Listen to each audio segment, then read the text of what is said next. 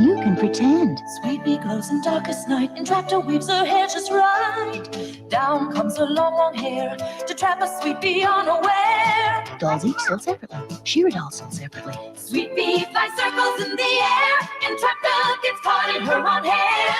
The fate of the world's in the hands of these beautiful girls, princess of power. Sweet Bee and Entrapta dolls each sold separately.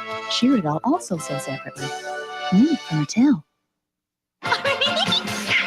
If you can't beat them, then join them on Laugh Olympics. So that's what I'll do, boo-boo.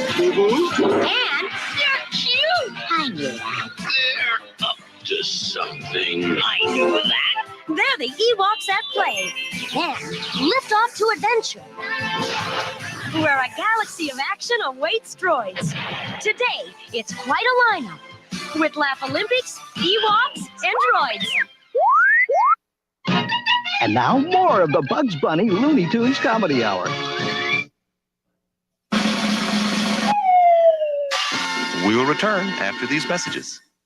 There's a new cereal in the neighborhood with O's and ghosts. Tastes real good. Ghostbusters! Marshmallow ghosts, fruit-flavored O's. Ghostbusters taste great with milk and juice and toast. A nutritious breakfast with the ghosts. Ghostbusters! Fruit-flavored O's. Ghostbusters! Marshmallow ghosts. Ghostbusters! Hey, what you gonna crunch? Ghostbusters!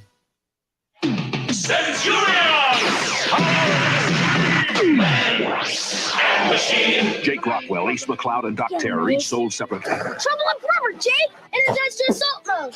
Let's do it! I name this Doc Terror down! Centurion! Take this! Energizer Power Mode! Bombs away! Fire! Now it's Doc Terror Falls! Right, Jake? Right, Ace? New Centurions, Jake Rockwell, Ace McCloud, and Doc Terror come as shown, each sold separately.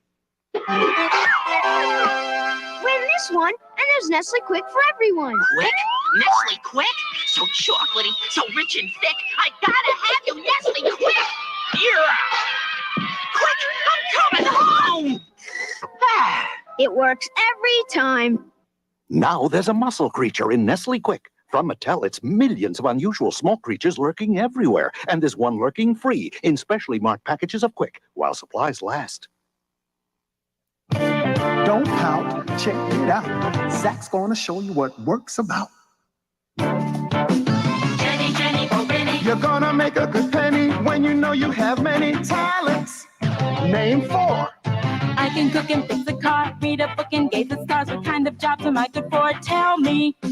Chef. Engineer. Journalist. Astronomer. What you like to do today can help you find a job that pays planet. Penny, penny, oh penny. You're gonna make a good penny when you know you have many talents. Name 4. I can sketch my method strong, build a desk, sing a song. What kind of jobs am I good for? Tell me. Painter. Computer whiz. Carpenter. Showbiz. What you like to do today can help you find a job that pays planet. Every one of us has got what it takes to put some thought. You can make your dreams come true by finding out just what to do. Study. Plan. Train.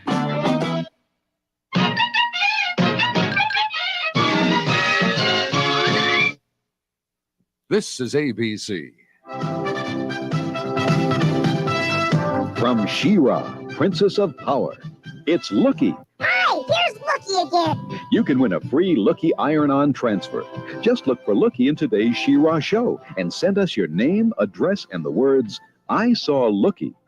The first 500 kids to send a card to WGXA will win the Lookie Iron-On. Send your cards to Look for Lookie, P.O. Box 340, Macon, Georgia, 31297. Meet News Co-anchor Joyce Morgan, Monday at 5:30 and 11.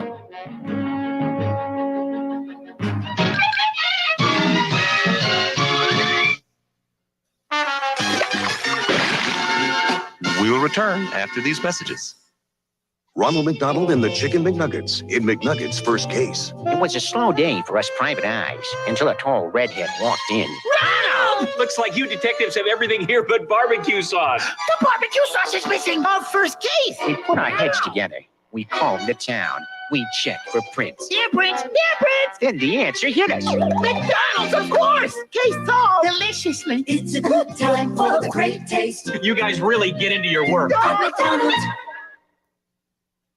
Ooh, you know what this is. Sure, it's a cool and creamy Eskimo pie ice cream bar, covered with our own special rich dark chocolate.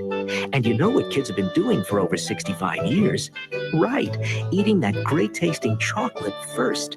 There's an Eskimo pie size and shape to satisfy everyone. Old-fashioned, Eskimo pie on a stick, and the original Eskimo pie. Bet you have your own way to eat that great chocolate. Right, Laura? It's fabulous Dreamglow Barbie. Dreamglow Kin sold separately. We use special fabric for TV. Girls have got a secret glow. Right, Barbie? Dreamglow Barbie. Ruffles and lace to wear any place. And when the lights go low, what a glow. We girls can do anything. Right, Barbie? Dreamglow Barbie doll comes with this glow-in-the-dark gown and stole. Dreamglow Kin doll sold separately. New from Mattel. Computers are coming your way. Computers? Paying bills? Mothers too. Bah, humbug. Wow. Let me try it. Della, you shouldn't have. Harriet, computers are everywhere, and it's time the Critter family had one. Computers are mere toys. No, I think Della's right, Foxworthy. Computers are a part of everyone's life. On our class trip to the airport, we learned how computers help planes take off and land safely. My class saw how computers help firemen get to fires faster. And Harriet, there may be a computer talking to you at the new supermarket. Even our phone system uses computers, and computers help predict the weather. And the newest elevators are computerized. Right, Stanley? Oh, dear. And we'd never have gotten to the moon without computers. Oh, digital watches are computers too. Time for your dental appointment, Foxworthy. Computers are everywhere. See you soon. And now more of the Bugs Bunny Looney Tunes Comedy Hour. And now these messages. What a beautiful day to try a brand new punch from Kool-Aid here at the Falls. The Falls! Whoa! New Strawberry Falls Punch. A deliciously refreshing blend of strawberry and banana flavors. It's the taste you're gonna fall for. That was fun. Let's take it from the top. It's thrilling. It's wild. The Strawberry Falls Punch. It's the taste you're gonna fall for.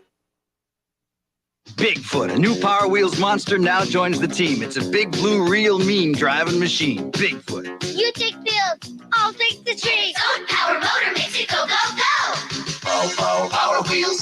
Power Wheels. Power makes it go. Bigfoot is battery powered with a real motor. Your parents put it together easily. Power Wheels. Power makes it go. Bigfoot, a new member on the Power Wheels team, runs on rechargeable batteries. That robot's after a Cookie Crisp. This plan to get Cookie Crisp cereal is out of control. I just can't help myself. It looks like little chocolate chip cookies. Son, it stays crispy in milk. And it's part of this complete breakfast. Look what a mess you've made. No, I've got it together. If you like cookies, you'll love Cookie Crisp.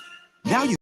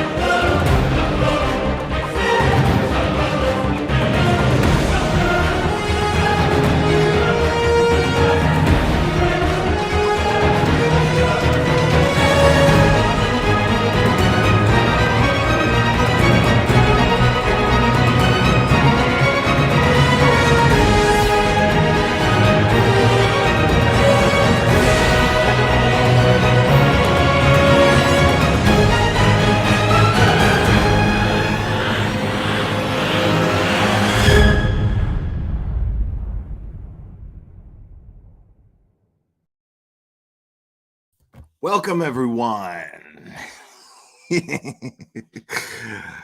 I hope everybody's having as good of a weekend as I am. Things are just getting better by the second. Oh man. Oh, I am in too good of a mood lately to let any of this bother me. So we're just gonna have some fun today, okay? Now I gotta tell you, okay, let me just go ahead and address the not so elephant in the room. Now, John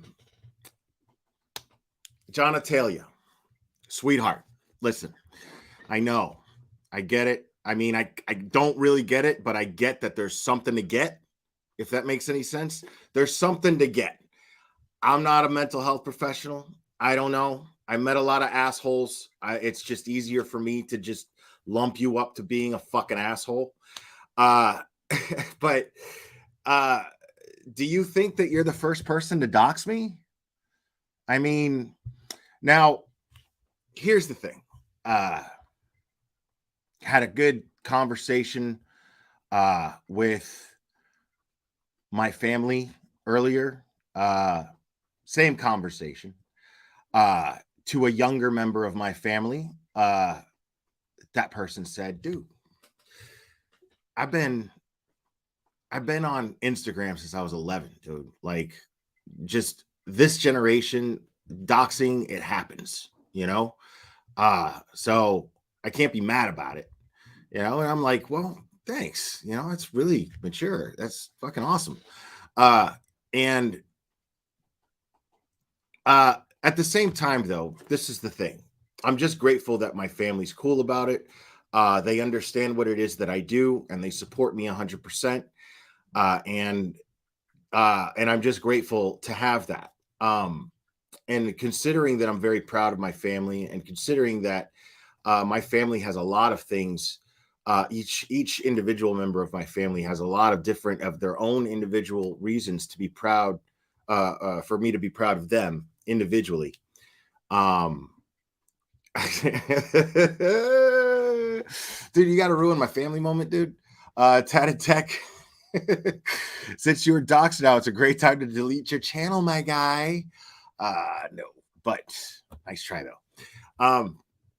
So what was interesting, now, you know, like I was saying, every individual member, I'm really proud, not just to be part of my family, but to be loved and cared for, and at this rate, at this point, pretty unconditionally, you know, something that I cannot ever take for granted.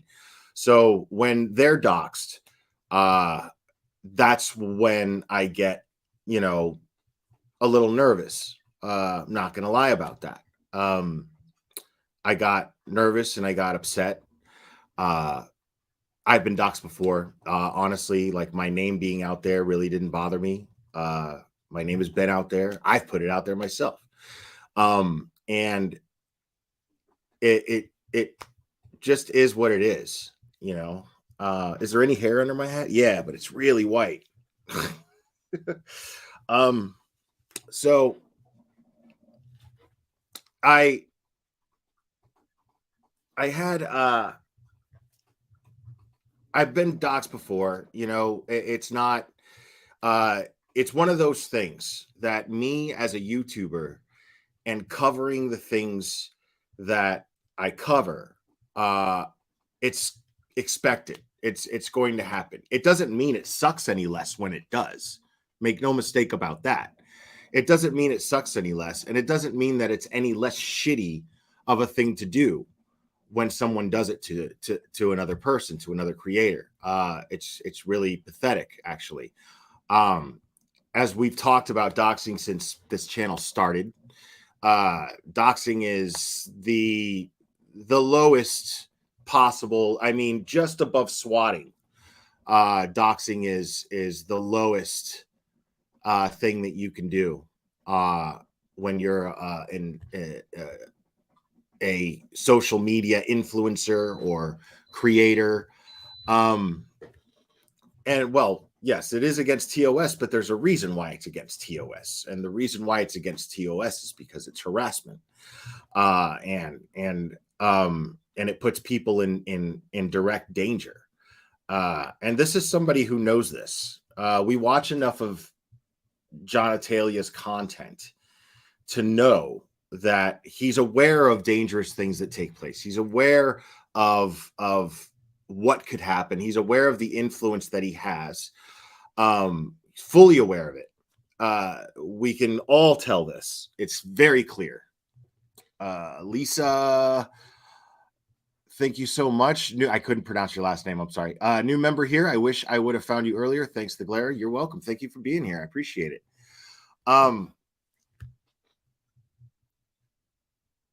So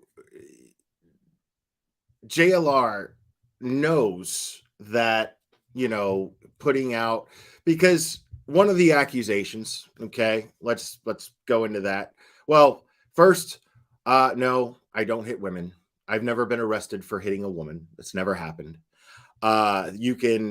It's really funny how when he posted this, he says, I have the affidavit, and posts the link to Cobb County where I was arrested. But he says, I have the affidavit. Why not post the screenshots of the affidavit? I mean, if you have this affidavit. But he doesn't have this affidavit. The reason why he doesn't have this affidavit is because this affidavit does not exist. It's not a thing. When I was arrested, and I've told this story before, I'll tell it again for the sake of, in the interest of educating the new people here. And real quick, that brings me to I want to just take a quick detour and give a quick shout out to Mr. Rock-A-Lot and everyone that was on his panel and everyone in his chat. They were super supportive. They were really cool. And that also brings me to this other point, that today really made me proud of the community that I'm in, the community that I built, but the community that I built within a much larger community, and that being the true crime community, and so be it the drama community. I don't like to consider this a drama channel, but I do attract the drama crowd, and it is what it is. I just never considered myself a drama channel because I don't really get into the back and forths with other creators. I just find the ones that do shit that could affect justice for victims, and I call out their content. So, but at the same time, yes, here we are. As you said, Simple Life Days. It just is what it is. No matter what my audience, no matter what I've created with my channel, I'm proud of what I've done with my channel. And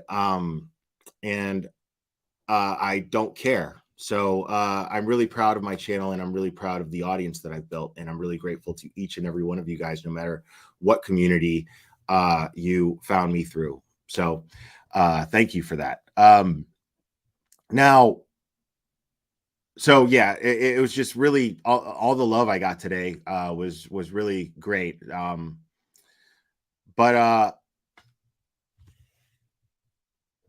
Thank you, Shay B. I appreciate that. You are loved as well. Thank you so much. So this happening today, there's always a silver lining. This isn't some big tragic thing. There's always a silver lining. And to me, that silver lining was all he did, was prove my point that much more about who he is. Like, I didn't even have to do anything. And B, it reminded me of how great the community that I'm in really is. So much love to all of you guys, man. Seriously. Now, the incident where I was arrested, okay? And yes, the reason why the police showed up was because there was a domestic disturbance that I was involved in with my significant other at the time. So we had gone out, had a lot of drinks. A lot of you already know this story. I've told this story before. Had a lot of drinks. I had to drive home because she was completely and totally just not. So, and it was her car. And when we got home, she was so drunk that she wouldn't even get out of the car. So I just went in the house and I was like, whatever, if you're going to be an asshole and stay in the car, stay in the car. I just, you know what I mean? I don't have patience for, insane, crazy behavior. I just don't. And this person eventually wakes up and she comes into the house and she's like, give me my keys. I want to go home. I'm like, you're not going home. Now, if she hadn't stayed many, many nights with me in my place, then, I would not have imposed her staying over. But, I had her keys and I was like, there is no fucking way that I'm letting you drive your car right now. And she, of course, got unreasonable. And as physical as it got is she tried to take the keys from me. And I was just playing keep away, and then eventually she got frustrated because I am significantly taller than her and she called the police. The police came, and there's one thing that's wrong about that police report. I never said that she hit me. Never told him that. But she, in the police report, it's very short, it's very quick. I was arrested because he took my ID. Anytime you have an issue with the police and they talk to you, and they're answering a call and they run your ID, they're going to run your ID to see if you have warrants. I had a warrant for a jaywalking ticket that I forgot about and didn't pay. She had a warrant for a traffic ticket from driving to Florida to Georgia. Now, we both went to jail. Now, there wasn't even an arraignment. The arraignment, this was a Saturday morning. And we were booked by Saturday afternoon, and then right. And then Sunday, I don't know when she was released.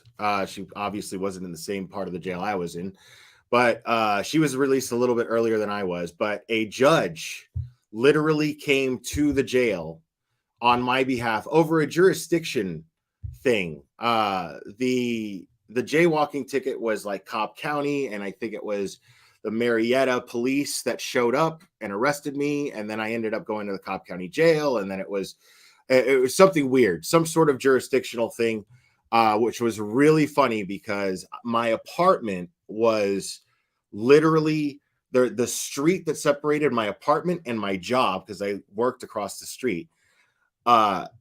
One side was the jurisdiction of Cobb County, the other side was the jurisdiction of the police department, sheriff's police department. And so because of this, a judge actually came to the jail to deal with my case on a Sunday. This is how this went. She sat down. She went, William Lang, whatever, blah, blah, blah. I said, yes. She's looking at, she goes, Jesus fucking Christ. Took a pen, signed a couple of things, and was like, you'll be out of here in the next couple of hours. And I was like, okay. That was it. That was it. But in the police report, it says, showed up to a domestic call. He says she hit him. She says he hit her. And so I took them to jail because they had warrants. That's it.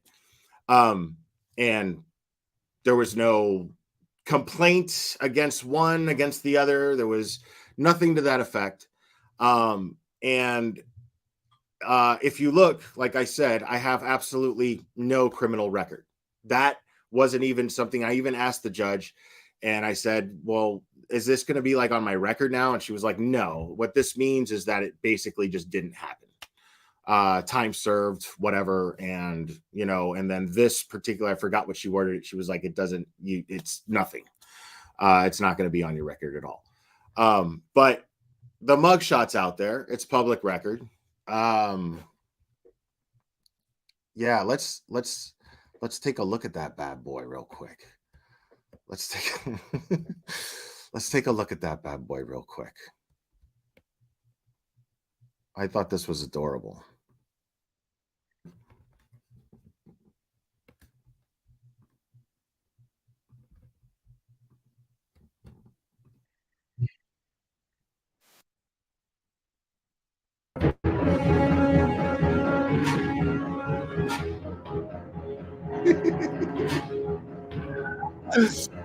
Not one of my better days, folks. Hopefully after this, we won't feel need to justify ourselves. You know, we all diamonds in the rough. Cute mug, by the way. So let's talk about this for a second. So all day long, okay, all day long, this dude has been posting things like all day, just doubling down, getting criticism for it, but still just doubling down. And I wrote him a very, very simple post. And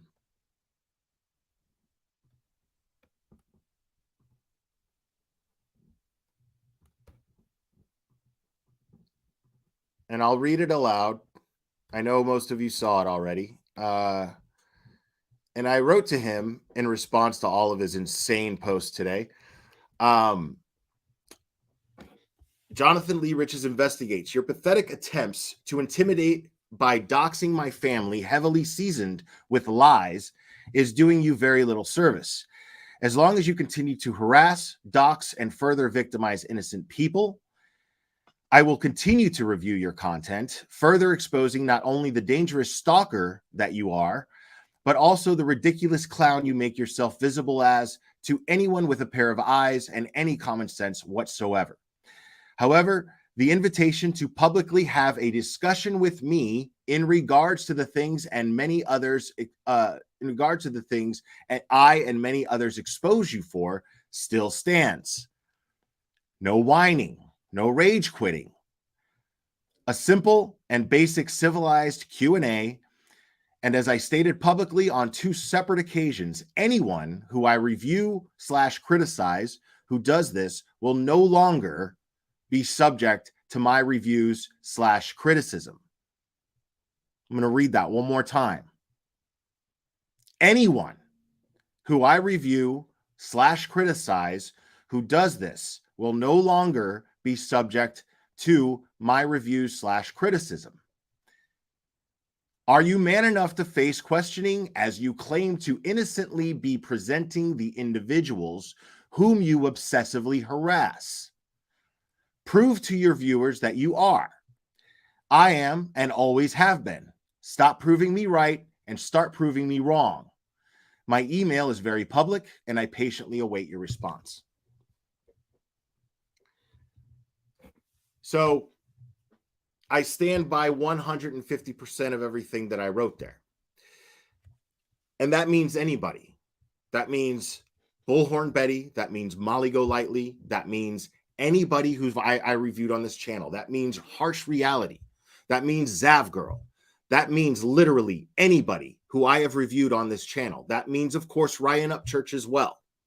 Ryan Upchurch actually faced me, but he acted like a coward when he was on here, dodging questions, didn't answer anything, and acted like a child because he couldn't face the questions that I was facing him with. He just simply couldn't do it. I want to see if Jonathan Lee Riches is man enough to have a conversation with me, with the entire internet as a buffer, a physical buffer between us. I'm not going to beat you up. I'm not going to smack you around.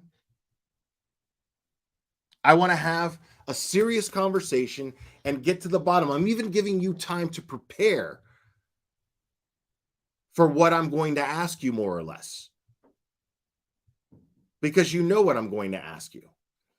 And is it going to contradict what you've already stated about the things that I'm going to ask you? The things that we heard come out of your mouth on the video that Deets on the Streets made so well. Just curious. Just curious. But I don't think you will. People like you are cowards. It just so happens to be one of the many aspects that goes with everything else that we say about you. Because there's no way that if you had any self-awareness and had the fortitude to face yourself, to look into yourself, until you're able to do that, you're not going to change your ways. See, here's the thing. When you posted that, nobody with common sense believed your shit. Nobody believed that I was a woman beater, and nobody believed that I would ever abuse a child, much less my own, much less one that wasn't biologically my own, but I took in as my own at the time. Because if you notice, he says his daughter, but if you notice, when he doxed my daughter, he used her biological name. He used her name. She doesn't have my name. But I love her as much as I love my son. No more, no less. Thank you, Chronicles of the Shady. Much respect, Larry. He definitely is a coward. Now, going into that, I'm not going to go into the entire details of that situation, okay? Because I don't feel that it is my right to discuss. Even though it's my experience, it's also the experience of people in my life who never asked for this kind of attention. So I'm not going to disrespect them by giving a bunch of strangers details into my life. But I will say that that post is utter bullshit. Because do the math, people. Look at the date. JLR and I are about the same age. Now, I don't think he was watching these nostalgic commercials during cartoons when we were kids. I think he was too busy strangling kittens or whatever the fuck people like him do. I don't know. But my kid, okay? Now, if you look at the dates in what he posted, the dates involved, well, I was only, I think, 21 years old. 21 years old. And my daughter filed a petition against me, a restraining order. Really? Who was 5 at the time? That's fascinating. I thought he knew how the law worked.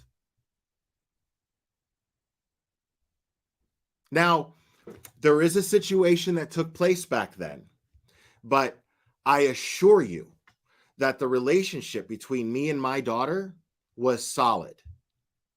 Absolutely solid. I adored her. She adored me.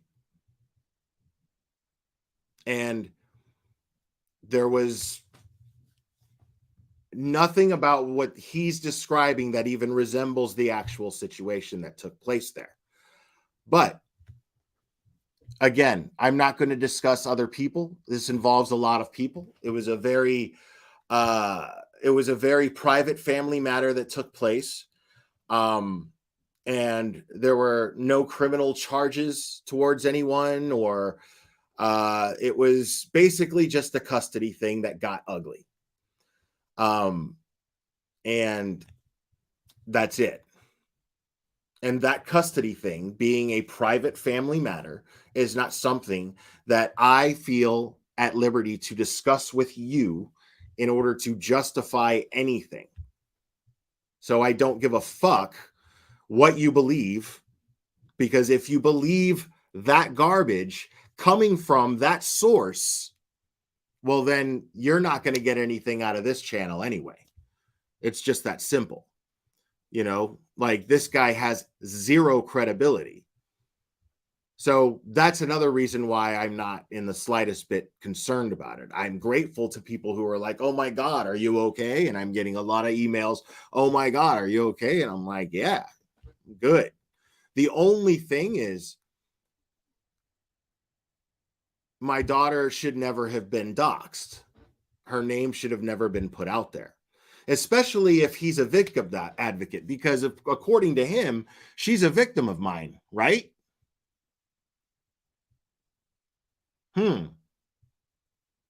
Interesting, John Atalia. So if you're a victim's advocate, why would you dox my alleged victim? Interesting. So the main thing that I got out of this whole thing,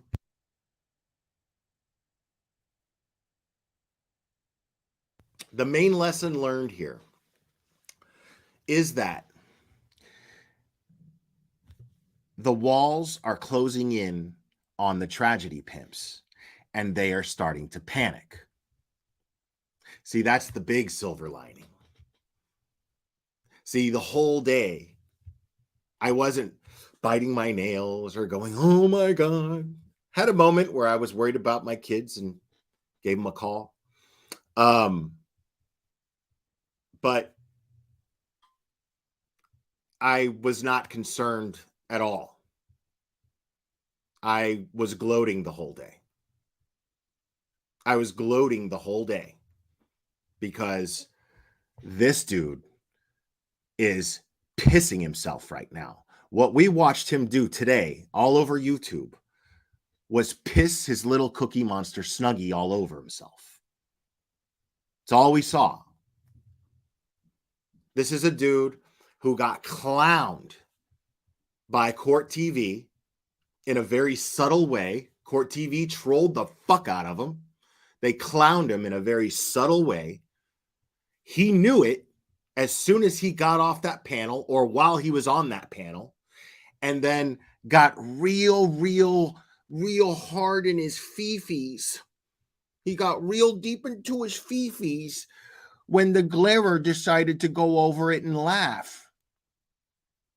See, because the main thing that he got out of that was that these people are getting the attention that they asked for. Now, the whole thing is, I brought up Betty, but I'm not probably going to talk much about her today. I don't know. We'll see what happens. But at least Betty did something constructive today. Betty actually like installed a faucet in her sink, spelled faucet. But she did do that. You know, she's proud of it. Good for her. She installed a faucet. But she hasn't been spending her day shitting a Jeep Cherokee like JLR has, because JLR is seeing that his behavior is something that he can't escape from. Because here's the number one reason why I ended up getting so much support and you got so much criticism today. It's because I've been open about mistakes that I've made here, and I've taken accountability for them, and I've discussed things that most people wouldn't discuss about their personal lives. I've done that. I have no problem doing that. I'm an open book. I believe that we're all accountable for everything that we say and everything that we do. But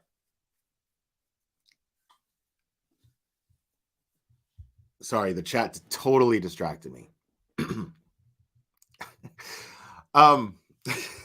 Yes, the facet. I've been very candid about who I am, because if I'm going to criticize people on how to be with their channel, it's probably the most effective thing if I want to make change is to do my best to set the best example if I can. You know what I mean? I'm not saying that I'm some pillar of class and behavior, not at all. Far from it.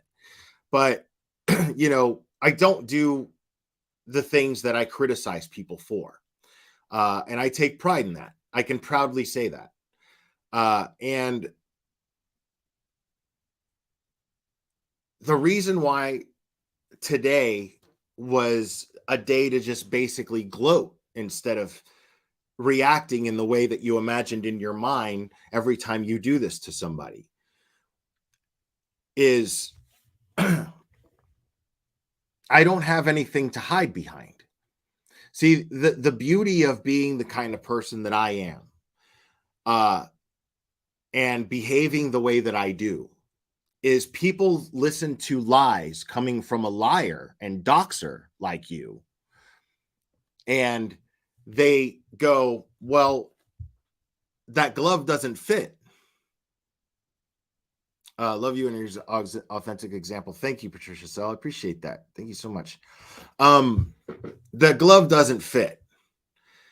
You know what I mean? Like, people who have been following my channel and hearing those kind of accusations, and especially coming from the likes of you, are going to just be like, that's fucking crazy. That's ridiculous. They're just not going to believe you, because my behavior is consistent with a person who would not do the things that you're saying has done. My behavior is consistent with that. Now, let's say that I did these things, right? Let's say that I did these things. Even still, why wouldn't it be something that I could just discuss right here and set the example that I've been setting to be as best as I possibly can, admitting that I have made a lot of mistakes in my life and I've done everything that I can to change and be a better person, and without changing necessarily, just being more aware and being more considerate. And so, you know, again, that's what the Glare thing is all about. It's an acronym, and it just works for a name. So, you know, I don't like to think too much on names. Like, try being in a band. That's a big pain in the ass. So the trauma that I endured from that experience, well, okay, well, but I've explained the acronym many times. I've explained the story behind the acronym. And those of you who have been around a while know the story. I'm not going to get into it now, but the thing is my behavior is consistent with the things that I say. Your behavior is constantly inconsistent with the things that you say. Because here you are, like I said, you claim to be an advocate for victims. You dox my daughter, who in the same breath are saying is a victim of mine, and painting me out to be some sort of supervillain. And you just had a police report made on you, accusing you of stalking, which is very interesting. And then there's this, because you wanted to dig real deep. You wanted to go back to 1999, which is really interesting. And this is, I mean, this is you, isn't it? Somebody sent this to me. This is you, isn't it? I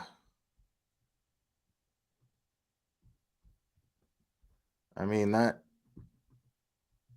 that's you, right? So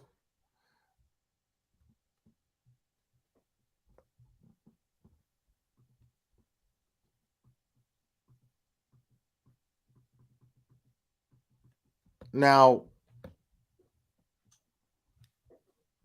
this just goes on and on and on. Like,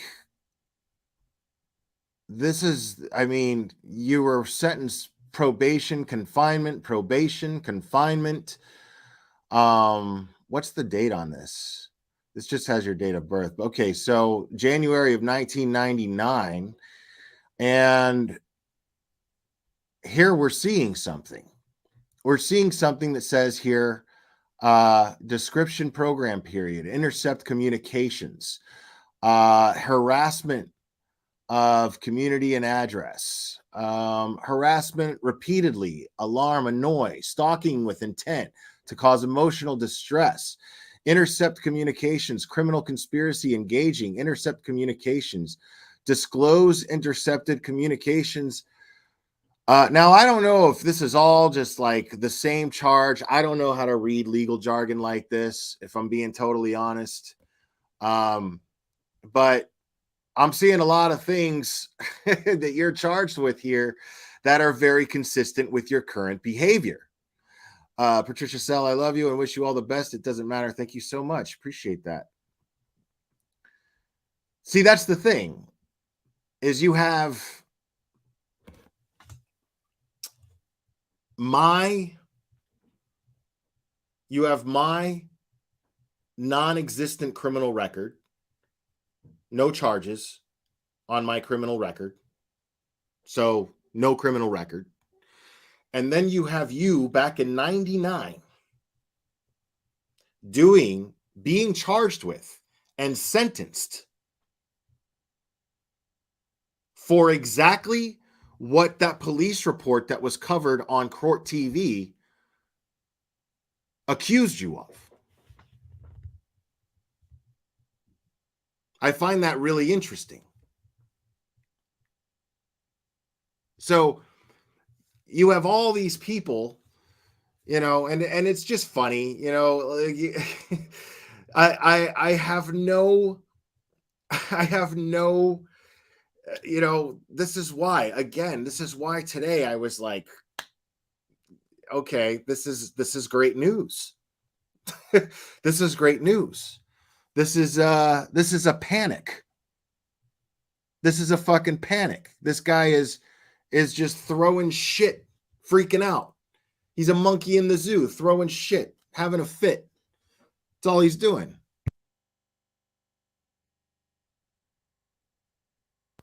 I mean,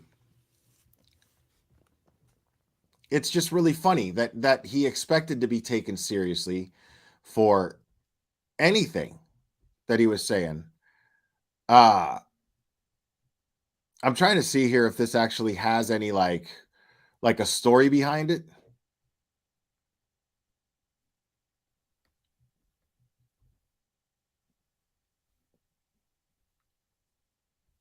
I mean, dude, harassment, stalking, disorderly. Look at this shit, dude. Like, look at this shit. It's crazy.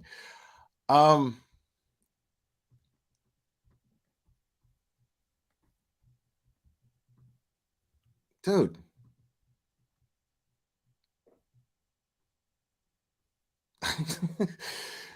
Recent entries made in the court filing offices may not be immediate. See, I don't know what any of that means. Look, more disorderly contact, hazardous physical offense, possession of a device for intercept. What? Lewd language, harassment, repeatedly alarm, annoy.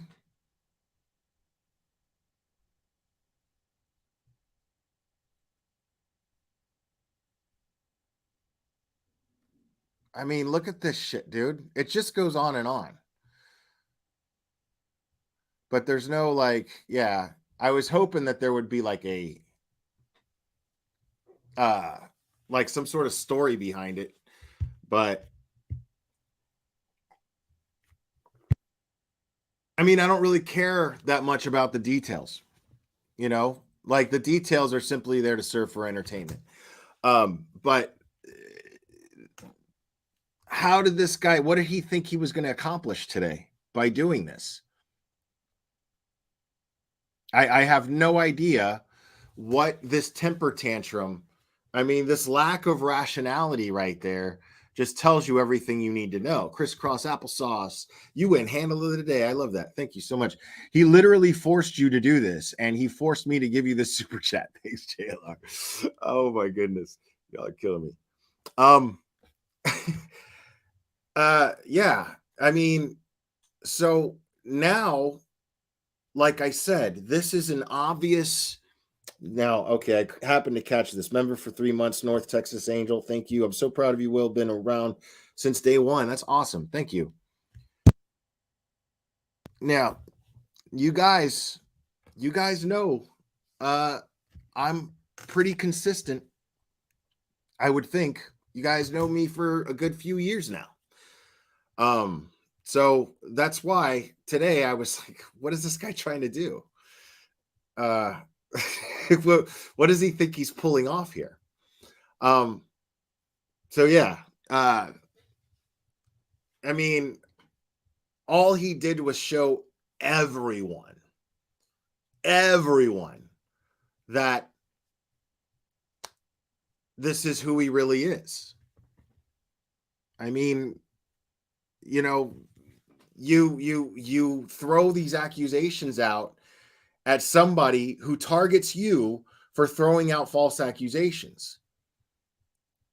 And you don't even provide, you insult your audience. Cash, member for 1 month. Thank you. I liked you until I found out about jaywalking. Yeah, I know. I should be locked up. Was locked up for a minute there. I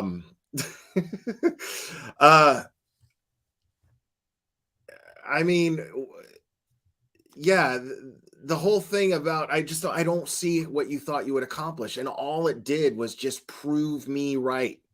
Like, you took somebody, you went and you doxed the person who criticizes you for doxing, and then you tried to say, "Oh, well, he's a woman beater." Like that, your ridiculous response when I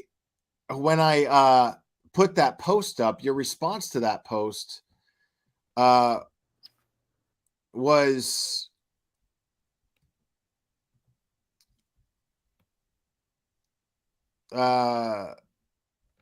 you abuse women. Your own daughter filed a restraining order against you. Pay your child support. And that's funny. The child support thing is really funny because now there is a video out there. See, anybody who wants to know anything about my personal life, if you know where to look and you look hard enough, there is a video out there, a very long video where I discussed everything, full disclosure. And there are some things that people still judge me about to this day that I admitted on this thing. And it's, that's, like I said, it's fine. Like I try to be mindful of everything because I keep in mind that, I try my best to keep in mind all the time that we're always accountable for our words and what we do. But no matter what, I mean, even after the fact, I remind myself of that, and it just makes taking the blunt of it a lot easier. So to me, this dude having this little shit fit, all it did was show panic. All it did was show frustration. This was a little piss fit. B, member for 2 months. Keep calling these tragedy pimps out. Thank you so much. And I will. I mean, dude, we're going to be kicking it here for a minute, folks, because what do you think I'm going to do when I find out that what I'm doing is getting to him? What do you think I'm going to do? Now, again, I'm fair. Okay. I pride myself in integrity. Okay. I stand by it. At any given time, even during this live stream, Jonathan Lee Riches is invited on here to try to explain how what he's doing is not harassment. I would love to see him do that. Patricia Sell, if anyone harms the glare, you will be sued. Thank you, Patricia Sell. I appreciate it. See now, and I know I got good people out there, and I got good people out there and a lot of support. And I know a couple of people mentioned, that I should report them, and people should report them because it's against TOS. And yes, it's absolutely against TOS. But see, that's the thing is I want this is the thing, is I feel so confident in putting that out into the universe, that challenge, that invite, that invitation to any of these people who I review to come up here and explain their actions. Explain their actions, because if they're such advocates and if they have such conviction and belief in what they do, I'm talking about every single one of them, anybody who just covers true crime, right? And even if your motive and you're openly like, well, you know what? I don't give a shit. But they never do that, because that's what makes it a grift. The tragedy pimping, what makes it a grift is that they have to convince their audience that they care. They have to target an audience that convinces themselves that they care, because they don't like living with the fact that they're soulless assholes. Because those same people support harassment and doxing. Those same people support it. So they target an audience that lies to themselves. An audience that reflects their own nature. This is what they do. And by coming up here and admitting this, well, then they're going to lose their audience, because their high and mighty audience, because they're so virtuous, right? They're going to go, oh my God, how dare you? You know, even though the evidence is right in their face every single day. It's right in their face, and they cheer it on. They go in the chat and they go, I never liked the glare, and I never liked this person that you're doxing here. Fuck them, blah, blah, blah. Right? Mr. Harlan's Tales of History, Famous Burglars. Thank you. Hello, Peepaw. I can't talk too much. I'm a Blues game with family. JLR is a weird person. Yes, he is. Go Blues. Right on. Yeah. They know that they're going to, it's going to fucking cause this major glitch in their matrix. You have a good heart. Thank you so much, Mad Catter. It's going to cause this disruption in their force. You know what I mean? Like, it's going to, the audience won't know how to compute it, because they're going to be like, well, I've been sitting here convincing myself that I'm a good person this whole time. And then you're going to come out and openly say that you are just doing this for clicks and views because it makes more money. It makes you more money. Calamity Jade, thank you so much. You've handled better than I would have. That's honorable and makes us love you more. JLR is of a effing and I hope the Lil knows it'll just make me donate to you. Appreciate that, Calamity Jade. What's up, Chasing Truth? Good to see you. So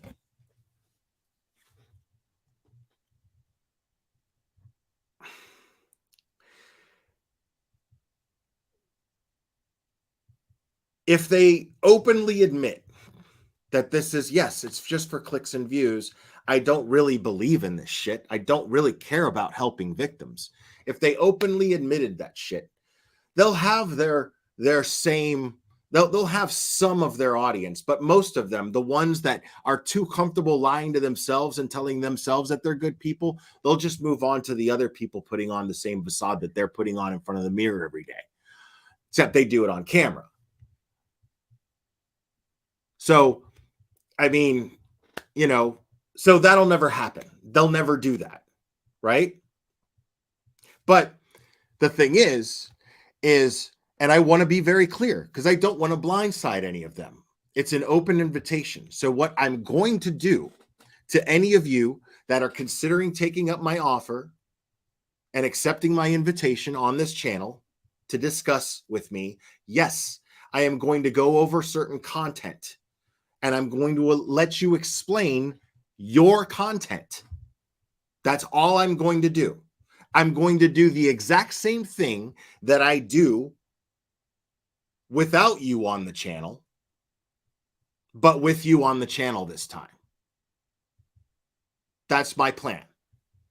So full disclosure, I mean, That's all I'm going to do. And if you stand by your content, and if you believe in your content, and you believe that what you do is virtuous in any way, shape, or form, then you will be up here proud of it, defending it, explaining to me why you should be defending it. And I got it all wrong. And you even have the chance. This is the beautiful part, dude. Oh my God.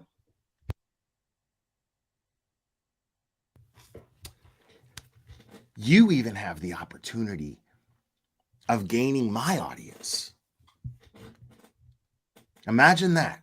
All of these other subs that have misunderstood you this whole time, right? All of these subs that have misunderstood you this whole time because I've spun a narrative that you're bad, right?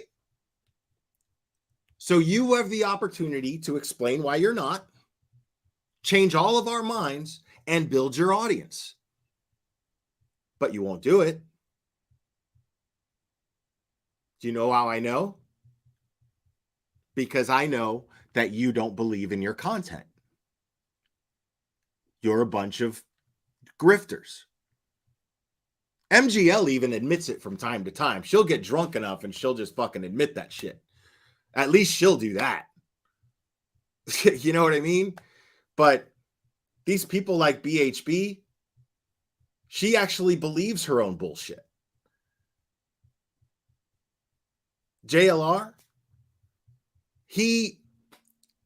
it's weird. I don't think he believes his own bullshit because in Deets on the Streets video where it's him talking, he's admitting that he just likes to get into something and fuck it all up.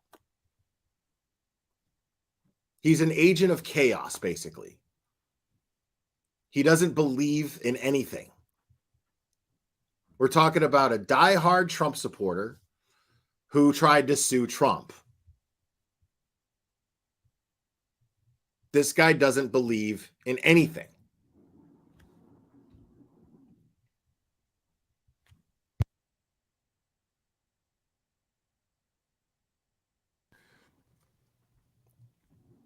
So yeah, but here's the thing. And as I said, and this is the part that I think really set JLR off. When John Atalia watched my live or whatever part that he watched, but I'm pretty sure he watched this part if it set him off, when I explained that what I want is the same thing they want. I want them to get more attention. I want Court TV to give them more attention. I want Law and Crime to give them attention. I want Fox News to give them attention and show them for the idiots that they actually are, so that they are known. Their faces are synonymous with how not to be a fucking idiot on the internet. Because inevitably that would happen. Everybody's like, you're giving them clout. Don't do that. You're giving them the attention that they want. Fuck yeah, I am. Believe that shit that I am. Believe it. Of course I'm doing that. Because their behavior doesn't change in people. I have faith in people. I have faith in people on a grand scale. Now, we're all disappointed with people on a grand scale from time to time, but at the end of the day, I believe. Because even with COVID, there are people who felt this way about COVID and people who felt that way about COVID. But at the end of the day, the one thing that everybody had in common is that we were caring about the well-being of one another. People tend to forget that part, but don't forget that was a thing. That's not the part that's exciting to pay attention to, but for me, it was. Everyone came together in the sense that everyone cared about each other. They cared about themselves. They cared about each other. Everybody was concerned about each. Everybody pulled together to be concerned about each other's well-beings. No matter what their opinions are, even if people argued and fought about COVID's fake and blah, blah, blah, blah, blah, people still took precautions and looked out for each other just in case it wasn't. You know? And that's going to happen. That's going to happen. On a grand scale, people aren't going to go, oh my God, JLR is a hero. Look at what he's doing out there with his media hat and his press shirt. He's fucking shaking things up. Nobody's doing that. Idiots are doing that. And there's only so many idiots. Well, but I mean, if the pattern of thinking is, the general consensus is fucking idiot, and it goes with that face and his little media hat and his press shirt, his press sweatshirt, and make white America great again hat. Well, yeah, people are going to look at this guy as a fucking clown. You got to have faith, people. And the fact that I said this yesterday, John Atelia, I'm talking to you right now. I think you heard me say that yesterday. And I think that really got to you because you know it's true. You just now realized I shattered your fucking dreams. That the bigger you get, the more stupid you're going to look. Because you can't escape the fact that you are a harassing, stalking dickhead. And that is all that you are. You're not an investigator. You're not smart. I mean, you're a pretty good troll. But the thing that makes you a good troll is not that you're smart. It's that you're persistent. You're stubborn. See, this doxing was an attempt to intimidate me today. Okay? And it was a very, very interesting, very tactical way to intimidate, right? What he did was he tried to do the classic thing, which was use my family. That's the reason why he doxed my daughter. Otherwise, he would have been like, I'm an advocate for victims. But he doxed her because he was hoping that she would be like, how dare you, blah, blah, blah. What the fuck is going on? He thought it would cause some sort of rift in my family to where I'm going to be like, well, guys, due to things going on between me and my family, I'm not going to be able to go live anymore. You know what I mean? And that's not mocking anybody who has had to do that, because I've seen it happen and it fucking sucks. And I don't blame anybody for having to do that. That's what makes it such a cowardly fucking move. It's so cowardly because you're holding somebody hostage with their family as a weapon to scare them into doing what you want. Because you're hoping that my family is going to be like, oh my God, this isn't worth it. Blah, blah, blah, blah, blah. But sorry. Too bad.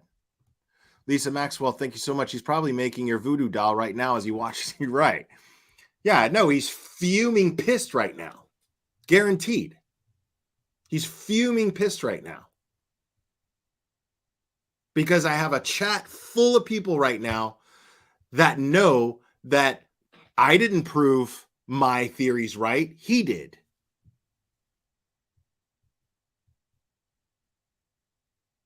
By acting the way that he did and throwing the temper tantrum that he did and doxing people the way that he did, he only proved me right. He only proved that I am getting to him. And by me getting to him, the only reason that I would ever get to him is because I'm fucking right. Because I'm correct. Simple. The only reason he's so fucking nervous is he's afraid of being exposed for what he really is. And what's funny is, you don't need me for that. You're doing that anyway. You ended up on Court TV, not because of me. I didn't put you on Court TV.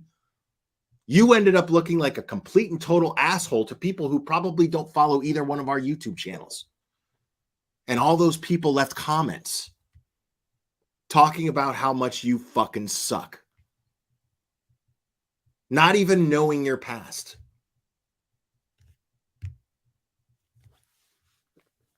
Very interesting.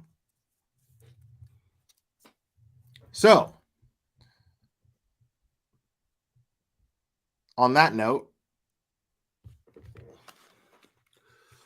let's watch a little Jonatalia. Hello.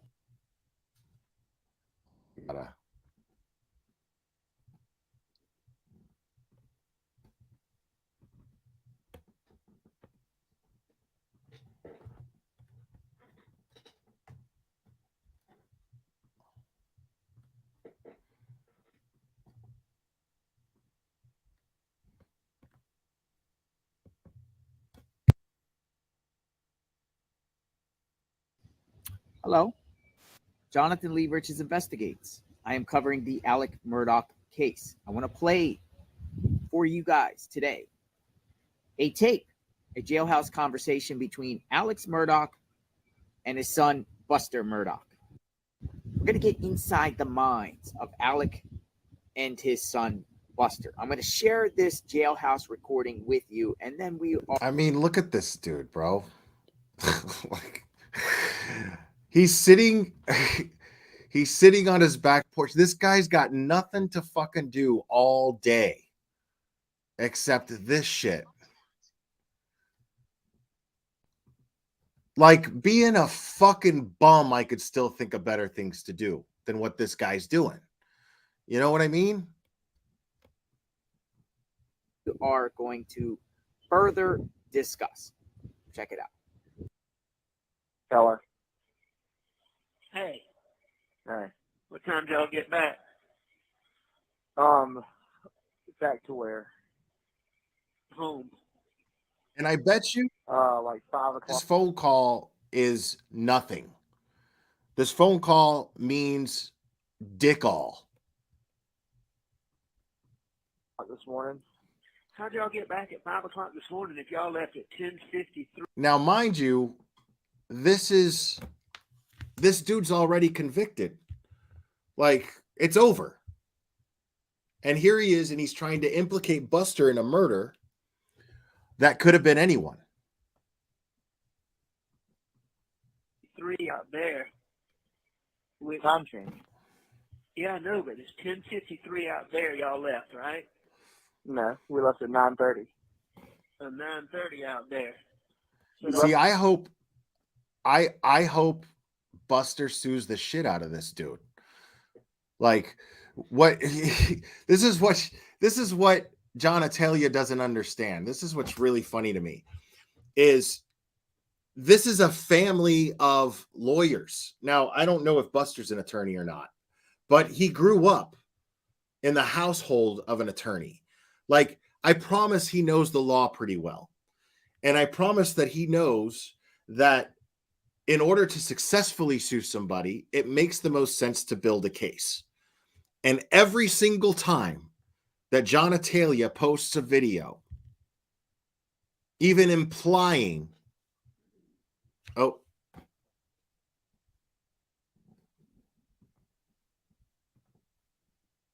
okay. Oh, okay. I thought my mic wasn't working. Somebody said I was muted.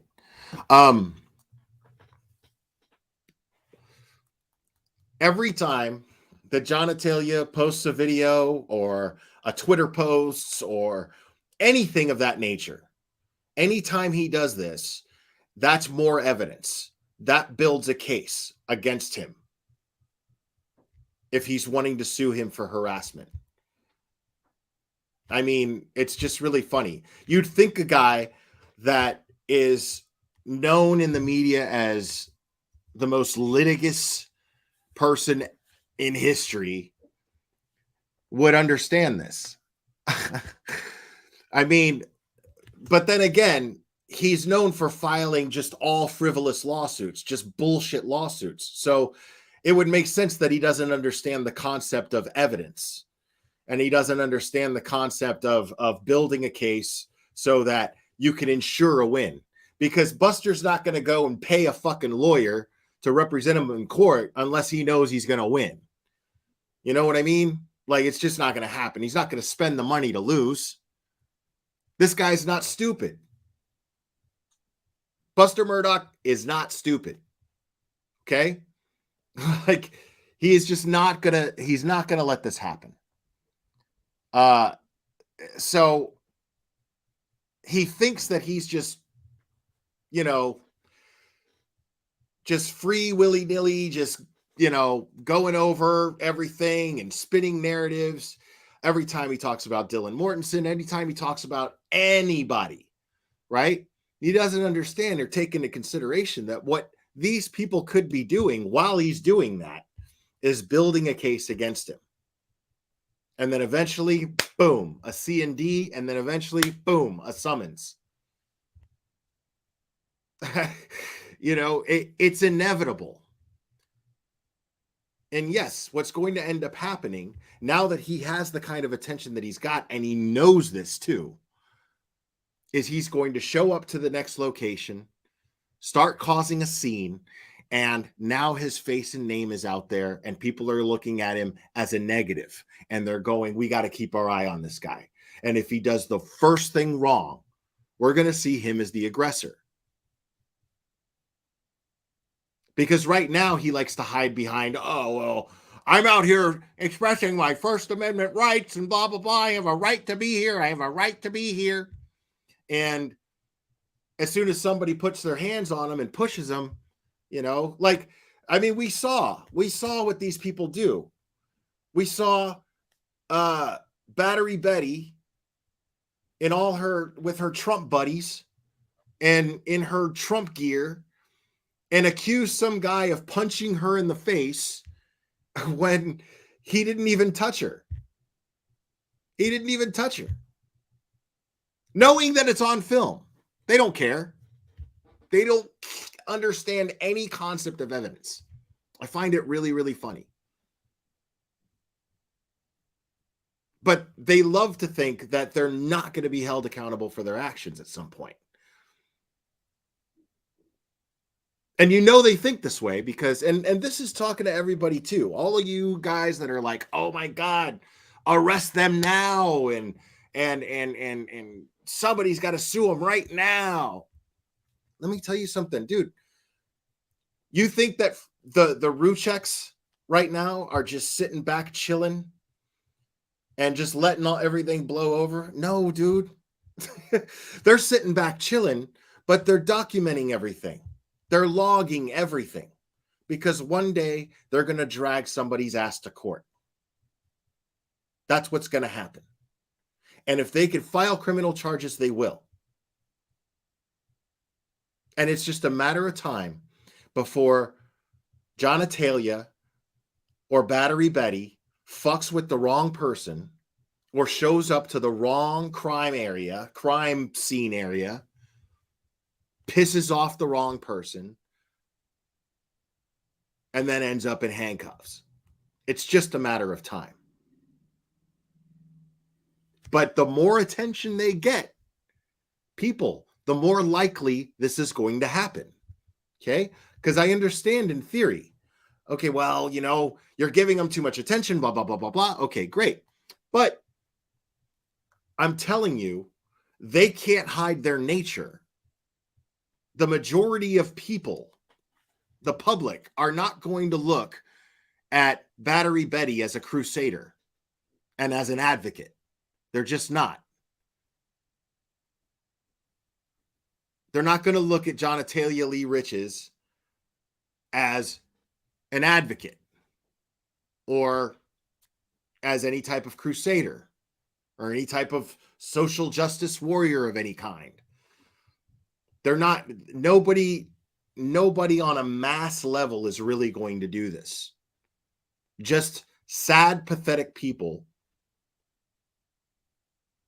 who use their behavior to justify their own behavior because they identify some way or shape or form with these idiots. Because that's the only explanation I can think of for people like them. That's the only explanation I can think of for people like them that continue, even though they've had evidence put right in their face. That's the only explanation I can think of as to why they still support these channels. You know? But if the majority of people, if they become famous as they want to be, as they're looking to be, if they become famous, they're going to be famous for what they do. It's inevitable. They're going to be famous for who they are. Example, BHB showed up to Idaho, still got no respect, but was on her best behavior as far as YouTube has ever seen her. Correct me if I'm wrong. Tell me I'm wrong. But when Betty got to Idaho, she was really trying to conduct herself like a professional until she spit on that dude's car. But nonetheless, she was trying. No doubt about it. She didn't bring a bullhorn with her. She wasn't making a scene. She wasn't acting like an ass. She was doing her best to try to be shoulder to shoulder with Brian Enton and other legitimate news reporters. But the problem is that she's not. The problem is those news reporters already know who she is, and they know what she's capable of. And they'll be kind to her so that she doesn't show up with a bullhorn to their house, but they're not going to engage in some sort of camaraderie with her. That's not going to happen. So they know her for what she is. She's already done this. She can't erase that by all of the sudden being like, fuck, I fucked up. The only way that Battery Betty can erase what she's done, and it can't be erased, but the only way that she has any type of future being loved and doing what she does is if she takes accountability for everything that she's been doing, takes accountability for the fact that she's been doing it wrong and totally fucked up and victimizing people and being irresponsible, and then starting to do things the right way, slowly, and building herself up, taking the hit from admitting how fucked up she's been to slowly building herself up from the bottom and earning everyone's respect by actually doing research, by actually advocating for victims, by losing the bullhorn, and just simply having a channel and expressing opinions without doxing or implying that an innocent person is guilty of a crime that in some cases never even took place. That's the only way. So she could go and act like it all she wants, but it's not going to happen. Now, the interesting thing about that, though, is, like I was saying, Betty is only famous for being a loudmouth asshole. See, she didn't get the same viewership that she did when she was in Idaho. She still didn't get any respect from the other reporters, even though she was doing her best. She still didn't get any respect. But she was doing her best to be on her best behavior, and then her actions from the past, they're inescapable. They're inescapable. So now she's Bullhorn Betty because of the bullhorn, and even though she wants to keep the name, she wants to act like the bullhorn's not a thing. Now she likes to talk tough and say, oh, well, you don't want Bullhorn Betty showing up with the bullhorn, blah, blah, blah, blah, blah. But you know what I mean? She knows damn well that the walls are closing in on her with that. There's only so far she can go with that before she ends up having to pay the price with the law, either being sued or being arrested or both. It's just a matter of time. She knows this. John Natalia knows this. So, yeah.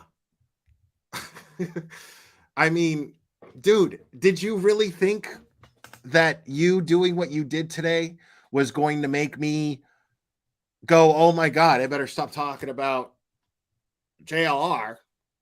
No. You had to know that I was going to be right back here doing the same exact thing that pissed you off. And now you're my favorite, by the way. Now you're my favorite. There's going to be hardly any content that you put out there that I'm not going to review. And I'm either going to criticize it, or I'm going to make fun of it, or I'm going to do both. And I am just going to clown you. Regardless of the other things that I have going on, I have other things planned that I want to do with the channel. But regardless of that, you just became my pet.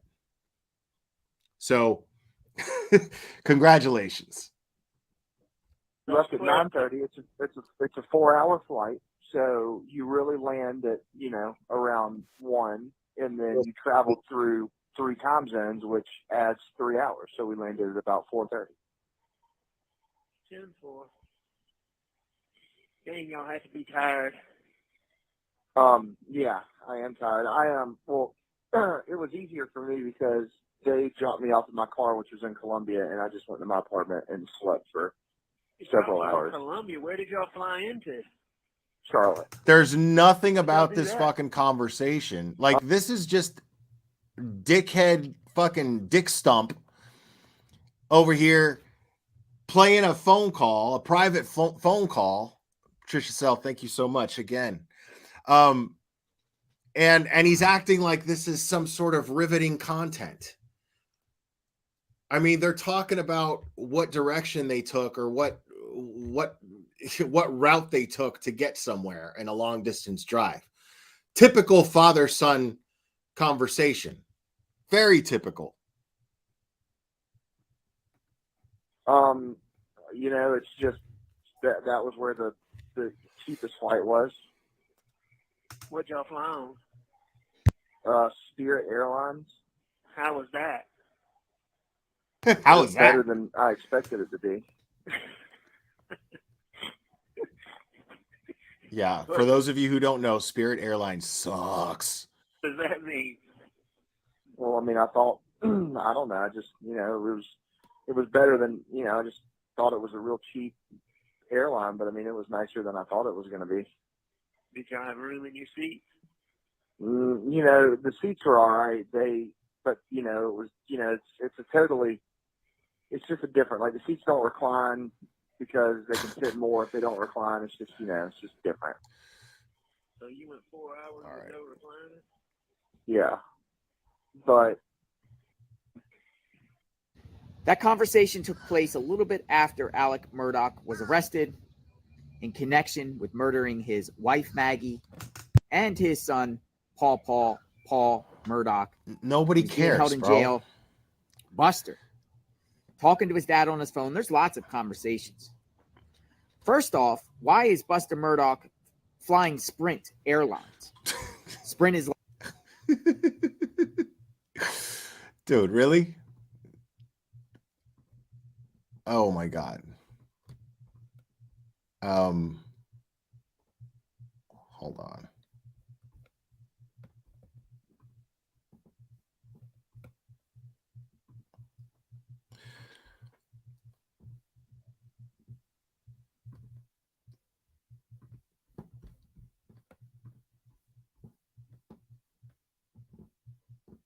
Technical difficulties, folks. Give me 1 second.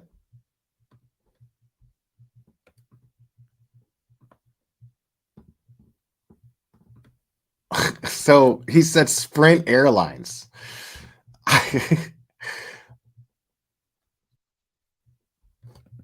Let's go back to this because this is really funny to me. Paul Murdaugh. He was being held in jail.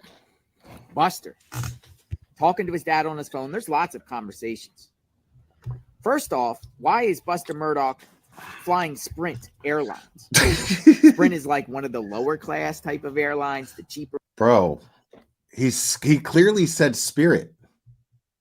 What did you just like read a transcript of the fucking phone call and then post the phone call?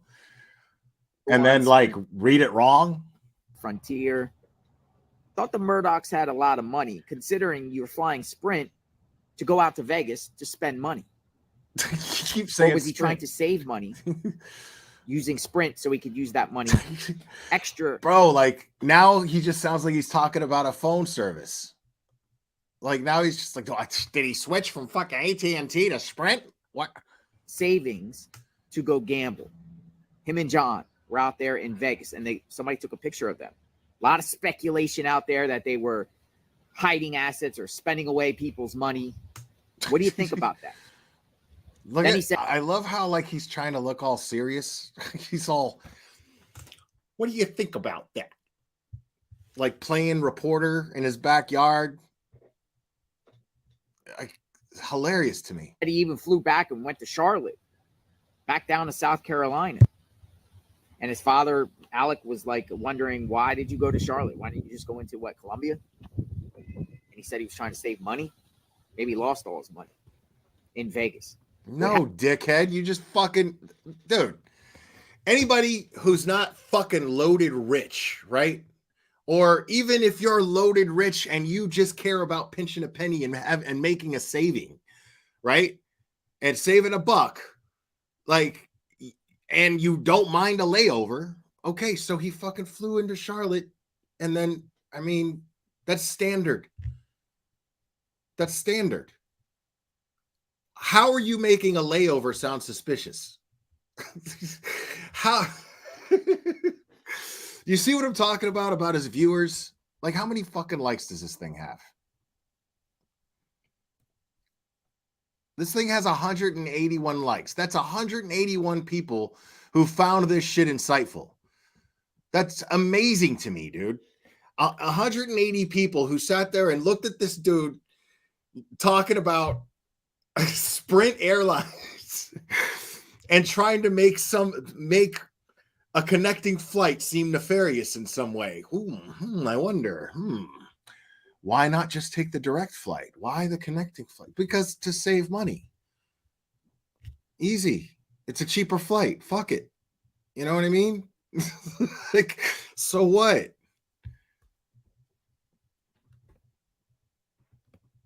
What happens in Vegas stays in Vegas. What happened in Vegas between Buster and John, Marvin? What was going on out there besides media taking some pictures of them? Patricia Sal, thank you so much. Love you too. Okay.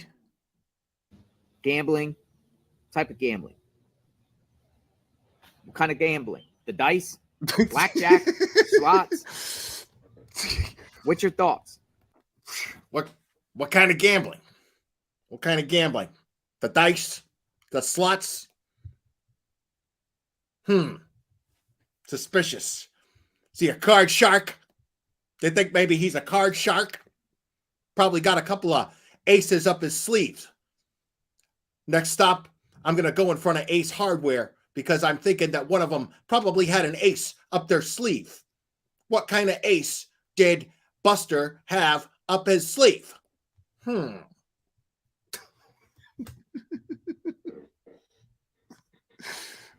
Reason why I say is because I think some of these conversations, if you listen closely, I think they talk in code. We know Alex knows he's being recorded. I'm surprised these recordings were actually released to media outlets.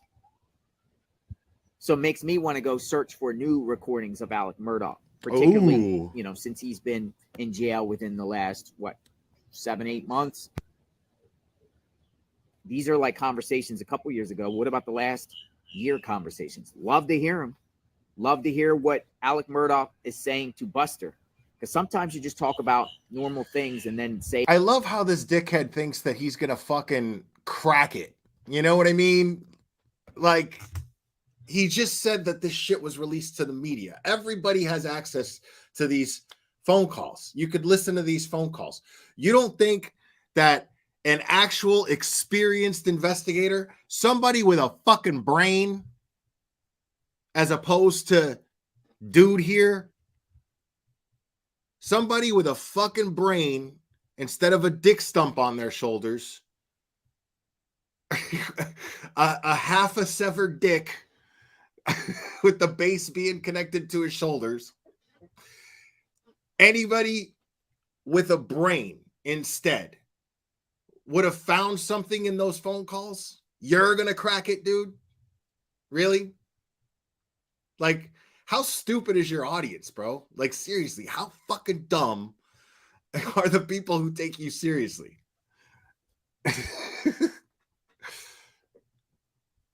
Say secret things in code. You know you're being recorded, but you want to say things in code. Sometimes people, what I've learned in jail is you want to communicate with people over the phone, but you don't really want, you know, you're being listened to. So you say kind of things in You don't think law enforcement kind of use like code words and code names? You don't think law enforcement fucking is looking for anything they can find?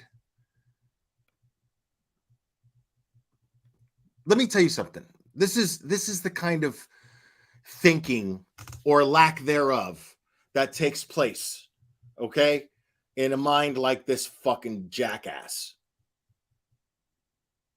Why in the fuck would you not assume? Listen,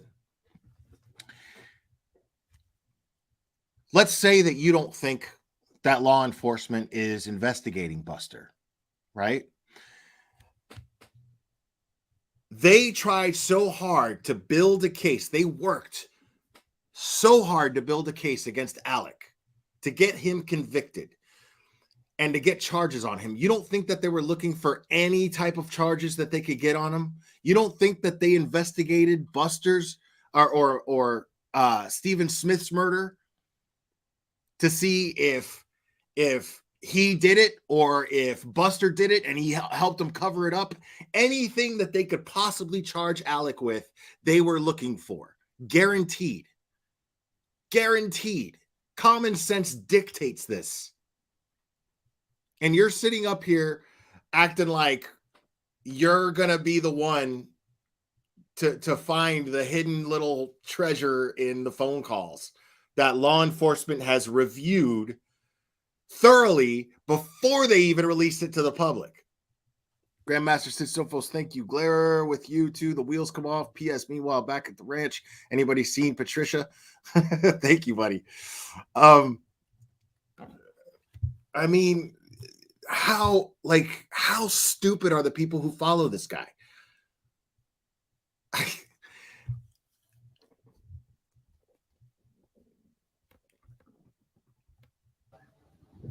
I wonder if that's going on between Alex and Buster, or are they just having a father-son conversation? I will admit that Alec Murdaugh, Alec is interesting to listen to, right? He's comical. He has an interesting voice, and he just seems like a normal dude talking. He told Buster, wear a disguise when he goes out.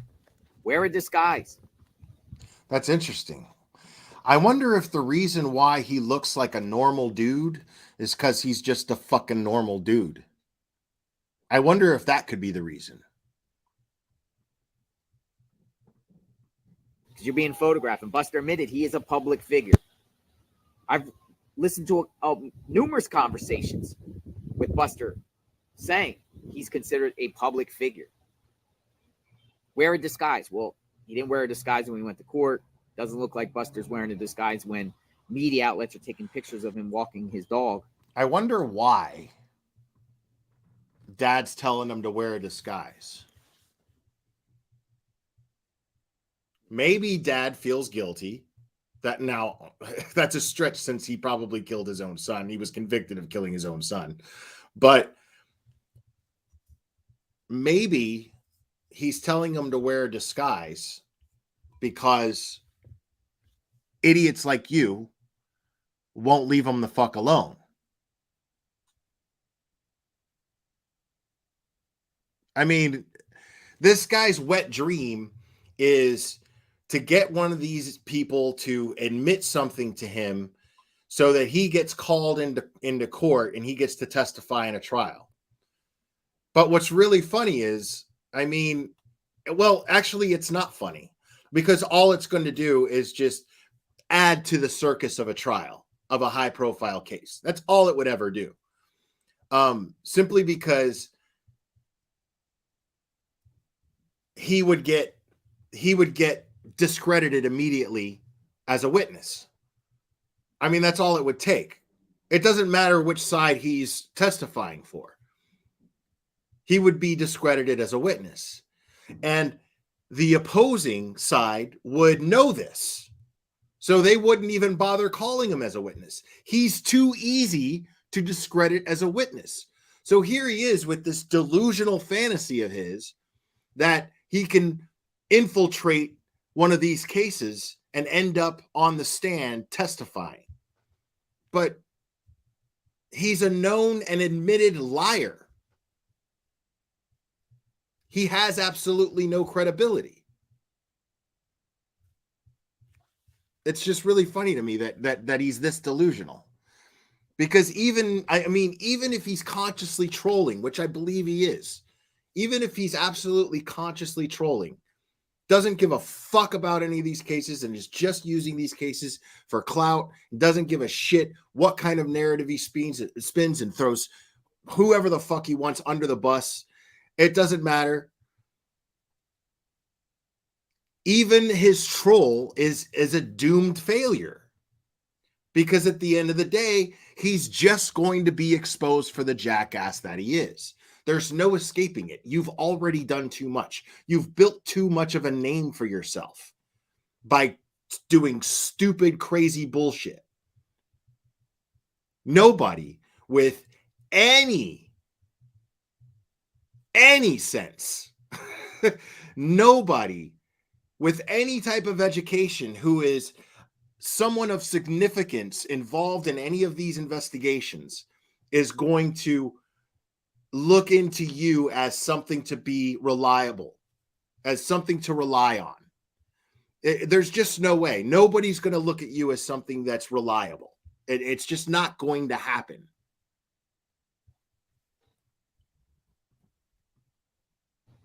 Covering this case, I'm going to get new tapes. I'm going to try to get new tapes. Hopefully I can get new tapes if they released it to those media outlets. I'm sure there's more out there. I don't know if inmates in the South Carolina Department of Corrections, I don't know if that agency there will release phone calls, because we're rest assured, Alec is going to talk to somebody in jail over the phone. He's going to have conversation. Doesn't seem like he can keep his mouth shut. Seems like he loves to talk, particularly to his family, because he got trial coming up, possibly with more financial crime trials. Dude, he's going to talk to his family because he has family and he's in fucking jail, dude. Like, that's why they have phones there. I don't know if you know this. Maybe you didn't have anybody to call when you were in prison, but they have phones in prison so that prisoners who actually have loved ones, believe it or not, can talk to their loved ones. It's that bridge that connects them to their loved ones. I mean, why are you sitting here speculating on, oh my God, he's got to talk to somebody? What's he going to say? You know what I mean? Like, what do you think you're doing here? You're not doing anything. You're playing a phone call of nothing.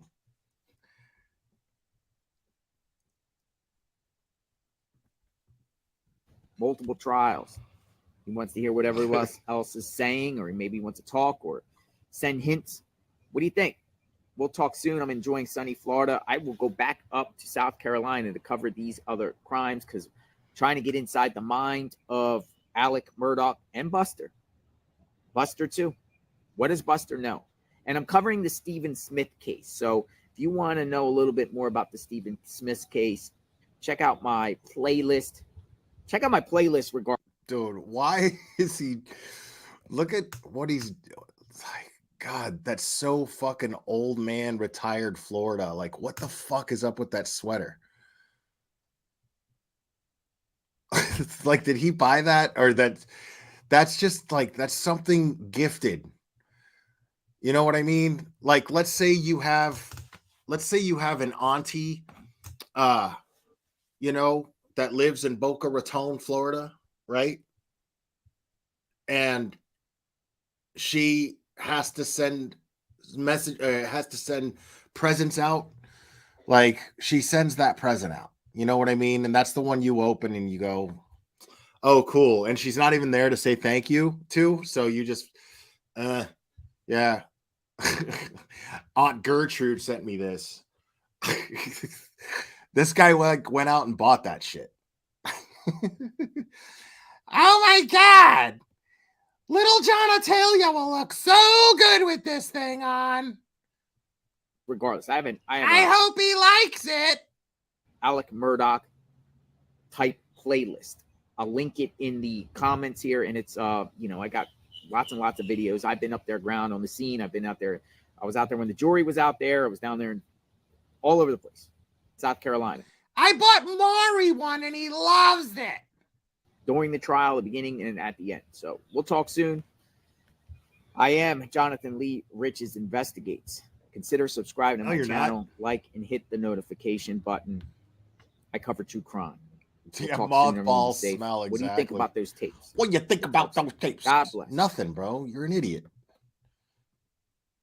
Let's go over some old stuff. Yeah, man. We're going to hang out for a minute, bro. Yeah, it's John Atalia night. Hell yeah. Hell yeah.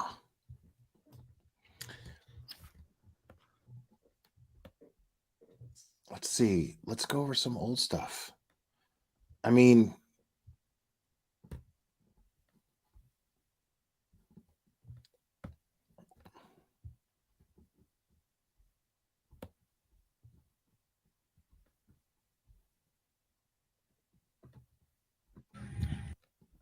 okay. This should be interesting.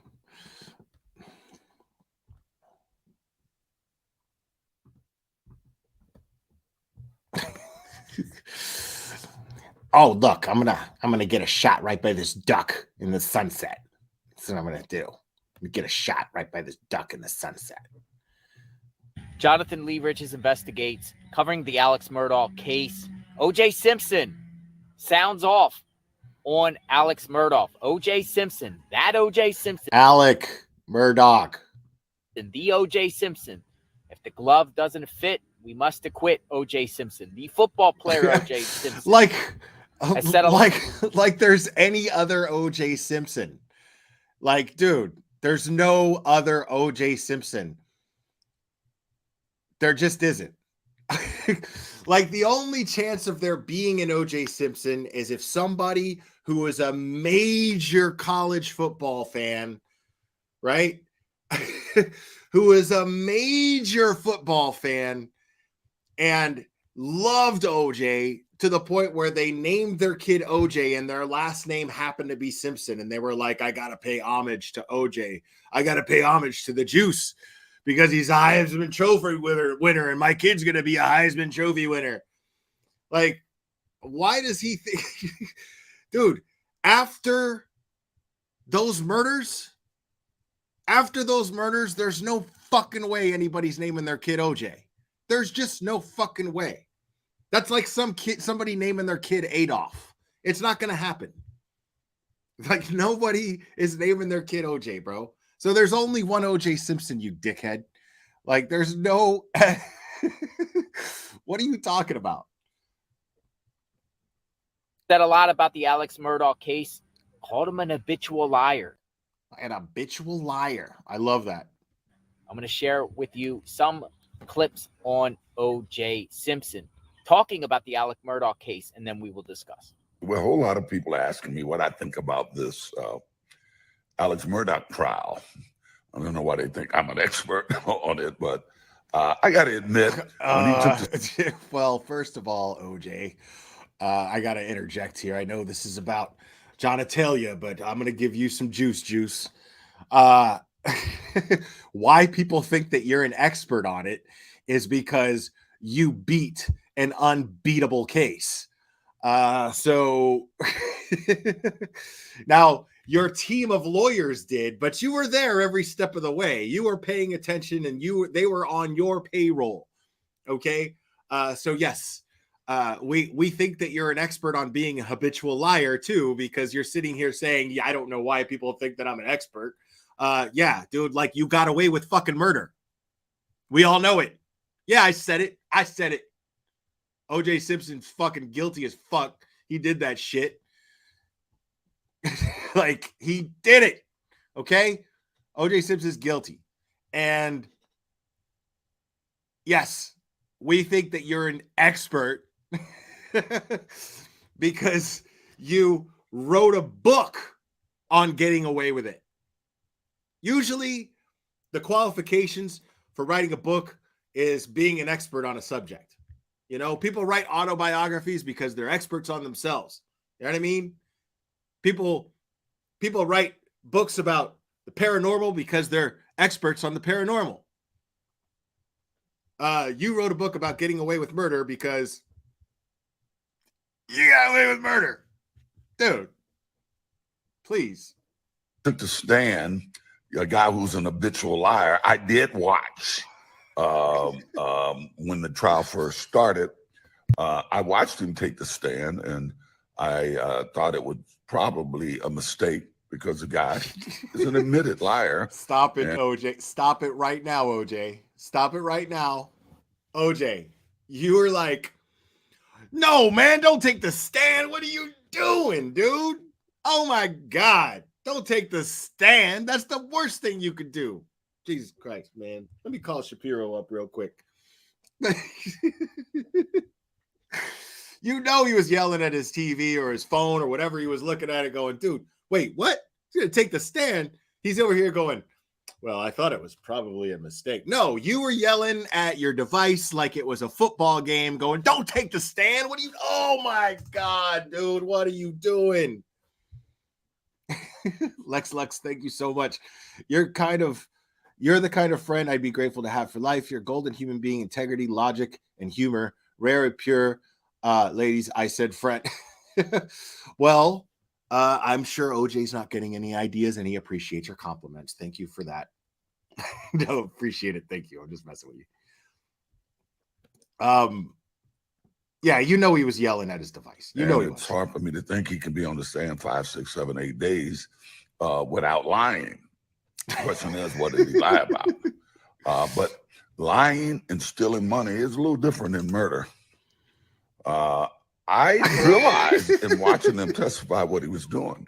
He was just trying to relate to one or two of those jurors. Yeah, it's a little different than murder. Like, it's just so funny. No matter what, like, hearing it from this guy, you're just like, he's labeled a fucking murderer in the public. Everybody thinks this guy's fucking guilty.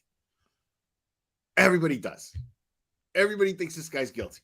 After that book, everybody's like, this motherfucker did it.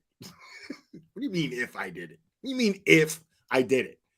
That means I did it. That's exactly what that means. If I did it. You're going to write a book. And yes, I believe the Goldmans won. I think the Goldman family won in a lawsuit all of the profits made from that or something like that.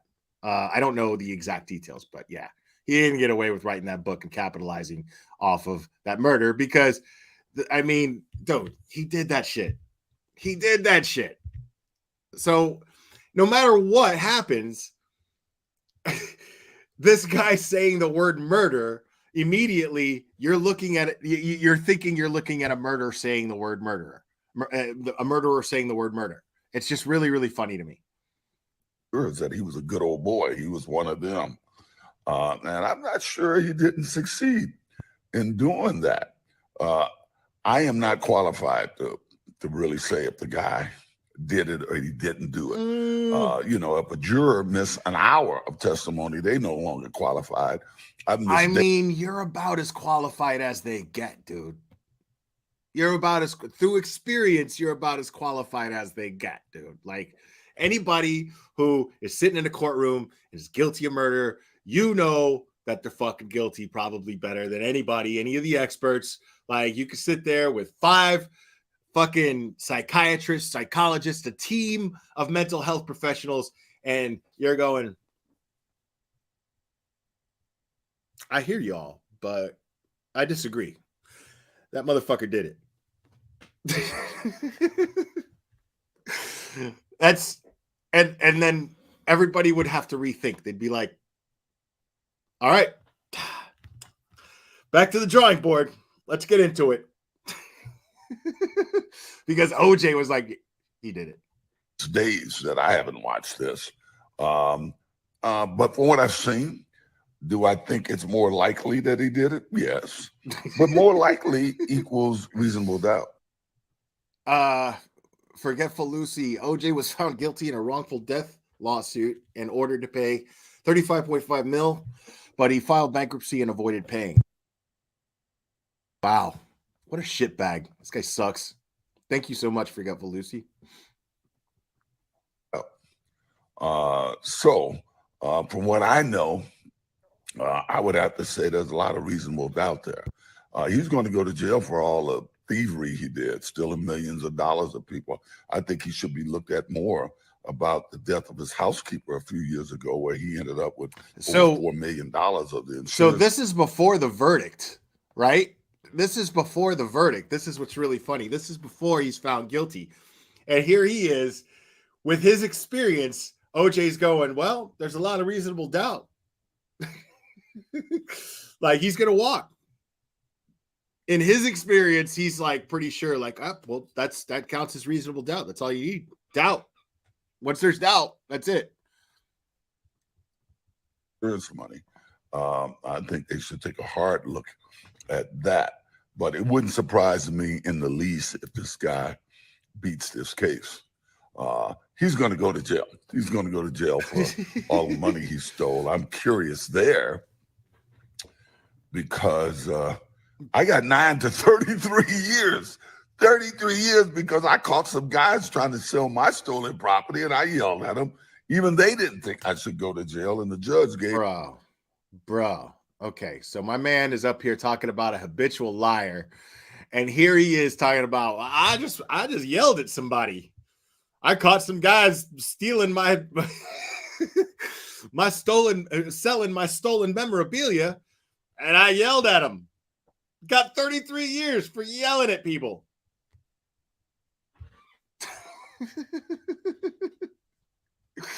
Wow, dude. I yelled at exactly. All I did was yell at him with a gun. I mean, tomatoes. Jackie Glass gave me 9 to 33 years. So I'm trying to see what this guy is going to get. I was up there with guys who had robbed casinos and robbed banks 2 or 3 times, and they had half the time or a third of the time that I got. So I'm always curious to see what kind of time. It's because everybody knows you fucking killed Nicole. Everyone knows it, dude. You killed Ron and Nicole both, bro. Like, we know you did that shit. Stop it. That's why you got the max sentence, because the judge was like, not today, dude. The jury was like, not today, dude. Time these guys get for stealing millions of dollars. When I caught guys stealing my stolen property, the state of California, after I was convicted, ruled it was my property and they gave it to me. So I have it now. So how do you go to jail for catching guys who are trying to sell your stolen property? Well, nevertheless, I do think this guy more than likely did it. But once again, more than likely to me is tantamount to reasonable doubt.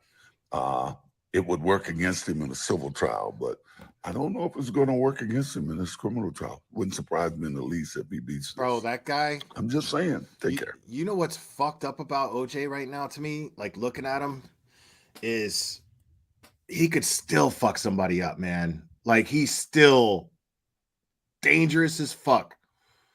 You know what I mean? Like, look at him.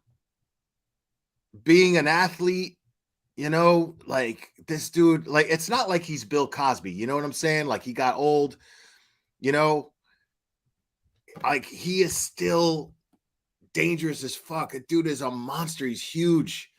You can tell he's strong as fuck. Like, there's no fucking way. Yeah, like, it's not like Cosby. Cosby's fucking blind, old. You know what I'm saying? Like, he doesn't have the inclination or the capability of going through all the trouble of even scoring Mickey's, much less putting them in some woman's drink and seducing her. He'll fall asleep naturally before his victim falls asleep. Oh, Cosby's not even a threat. You know what I mean? Like, his blind old perverted ass can't do shit to nobody no more. But OJ, man, he's still a big dude. He's still strong. You know, he works out still. He's just athletic by nature. Well, I just told a buddy of mine, we were on the phone, and we were talking about this murder case. And I said, well, you know, I don't know. You know, I think the guy might be able to get some reasonable doubt there. But I said, if the verdict comes back tomorrow, he's going to be guilty. If the verdict comes back next week sometime, that means they're probably fighting, and there's probably some disagreement in it. One thing that I was told by the lieutenant of the sheriff's department when I was incarcerated in one of my cases, and after the police officers had testified in my case, all of the sheriff's department, they ran the jail, not the prison, but they ran the jail, and that's where I was being housed. They said, you're going home. And I said, well, how can you guys be so sure? They said, when a jury sees somebody as lying, especially police officers, they won't convict. And like it or not, those police officers, it was pretty apparent that they were lying about stuff. Well, that seemed to be the case here with Murdoch. The one thing that the jury must have seen is that the guy's a liar, and once the guy's a liar, you can't believe anything he says. Now, I thought, and as I said, I didn't watch the whole case, so I don't know. I'm not qualified to render a judgment one way or the other because I didn't watch it all.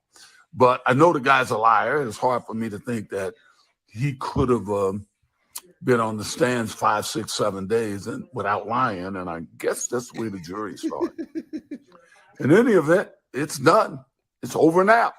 What's funny is down goes Murdoch.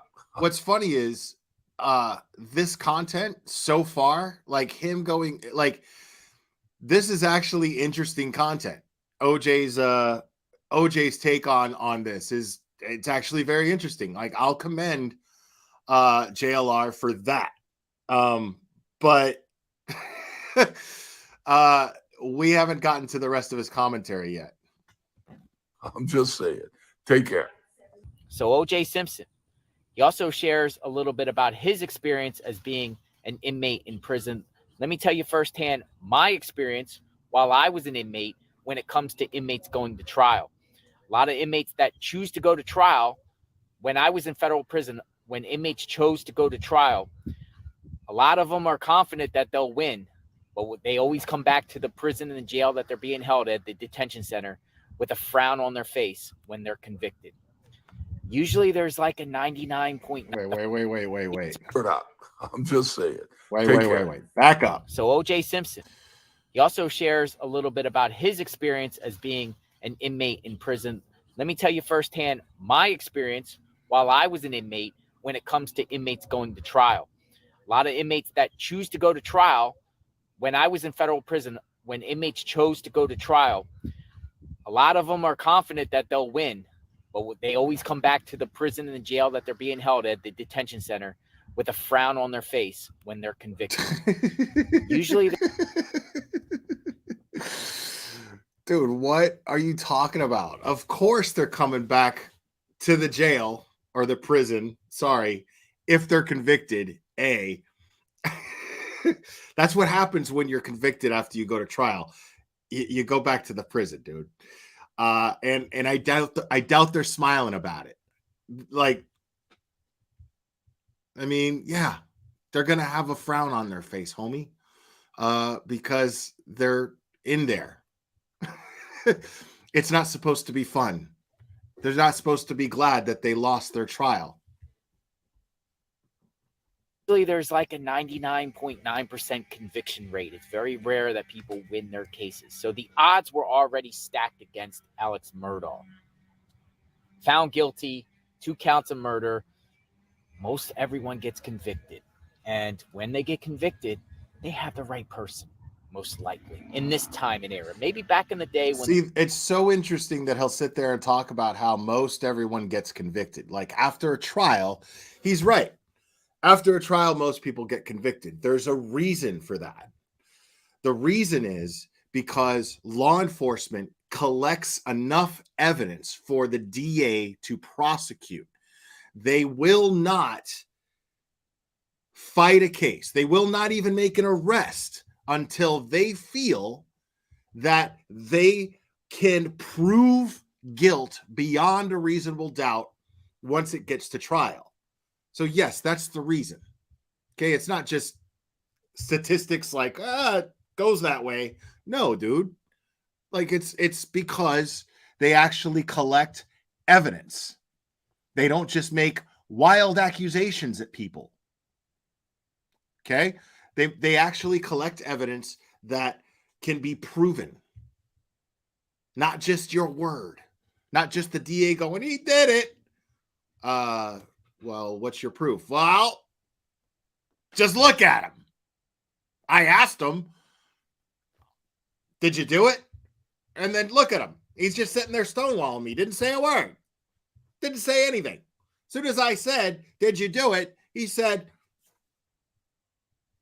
it's got to be guilty. It's got to be guilty. Like if the law worked that way, there'd be no convictions. Like if due process worked like that, there'd be no convictions, dude. What the fuck are you talking about? Like that just proves that this dude doesn't even know what he's talking about when it comes to he has no concept of the word proof. None at all. When there wasn't openness and transparency, there were people wrongfully convicted. Hopefully the Innocent Project and other organizations are working to get these people out and have gotten people out. But in this day of age, it's very rare that an innocent person is found guilty. Usually the prosecution presents a slam dunk case. We'll talk soon covering the Alex Murdaugh case. He goes to court on other cases in the future. I'll be covering them too, the financial crimes. Cousin Eddie, the Hitman case. You know that case. That might be coming up soon. Stay tuned. Check out my Alex Murdaugh playlist. We'll talk soon. What do you think on O.J. Simpson's thoughts and his perspective on the Alex Murdaugh case? We'll talk soon. God bless. I mean, why didn't he touch more on that OJ shit? Like, that was the one time that I would ever give this guy even remotely a nod on content because that's the only person that I've seen. I'm sure other creators have done it, but have shared OJ's thoughts on this case. I'd want to know OJ's thoughts on a case that I'm covering for sure. That's fucking, or a case that I'm following for sure. I would love that. That's just good content, you know? But he even dropped the ball on that. Like, so listen.